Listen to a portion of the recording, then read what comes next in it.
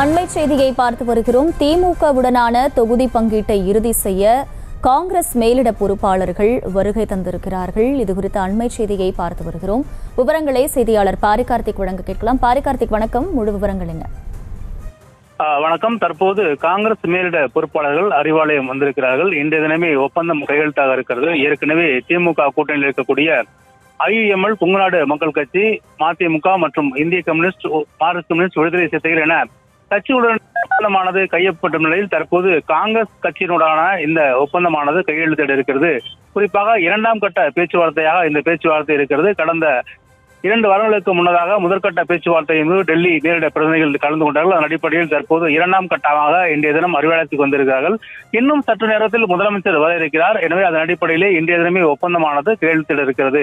குறிப்பாக காங்கிரஸ் கட்சியை பொறுத்த வரைக்கும் கடந்த 2 அமர்வுகளாக தொடர்ச்சியாக பேச்சுவார்த்தையானது நடைபெற்ற நிலையில் தற்போது அது இறுதி செய்யப்பட்டு ஒப்பந்தம் இன்னும் சற்று நேரத்தில் கையெழுத்தாக இருக்கிறது. முதலமைச்சர் வந்தவுடன் உடனடியாக கையொப்பமிட இருக்கிறார்கள். ஏற்கனவே காங்கிரஸ் சார்பில் முதற்கட்டமாக 14 தொகுதிகள் விருப்ப தொகுதிகளாக கேட்டார்கள். தொடர்ச்சியாக 10 தொகுதிகள் என்ற அடிப்படையில் கேட்டார்கள். கடந்த முறை கொடுத்த அதே அந்த 9+1 என்ற அடிப்படையில் அந்த தொகுதியில் மட்டும் கொடுக்க வேண்டும் என்று கோரிக்கை வைத்தார்கள்.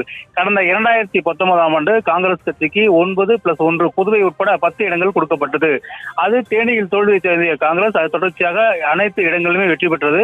அந்த அடிப்படையில் தான் தற்போது அவர்களுக்கு இடமாக கேட்கிறார்கள். அதன் அடிப்படையிலே தற்போது இந்த பேச்சுவார்த்தையானது இன்னும் சற்று நேரத்தில் துவங்க இருக்கிறது. அதற்காக காங்கிரசுடைய மேலிட பொறுப்பாளர்கள் தற்போது அறிவாலயம் வந்திருக்கிறார்கள். தொடர்ச்சியாக இந்த பேச்சுவார்த்தையின் போது முதலமைச்சரும் கலந்து கொண்டு இறுதியாக அவர்களுக்கு ஒப்பந்தமானது கையெழுத்திட இருக்கிறது.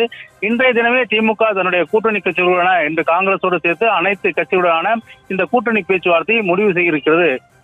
இன்று மதியம் கமலுக்கு ராஜ்யசபா இடம் ஒதுக்கப்பட்டது. அதே போல தற்போது காங்கிரஸ் கட்சியும் வந்திருக்கிறது. இதன் அடிப்படையிலே தொடர்ச்சியாக அனைத்து பேச்சுவார்த்தைகளும் இன்னும் சற்று நேரத்தில் முடிவடைந்து தற்போது காங்கிரஸ் கட்சி கையெழுத்திட டெல்லி மேலிட பொறுப்பாளர்கள் தற்போது அறிவாலயம் வந்திருக்கிறார்கள். இதனின் தொடர்ச்சியாக முதலமைச்சர் அவர்களும் இன்னும் சற்று நேரத்தில் வர இருக்கிறார். அவர் வந்தவுடன் இந்த கூட்டணி பேச்சுவார்த்தை முடிவுக்கு வந்து அவர்கள் ஒப்பந்தத்தில் கையெழுத்திடுவார்கள்.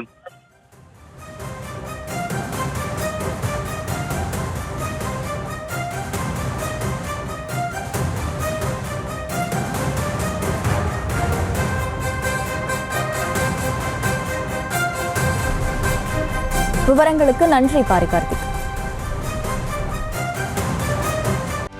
செய்திகளை உடனுக்குடனும் துல்லியமாகவும் தெரிந்து கொள்ள சப்ஸ்கிரைப் பண்ணுங்க.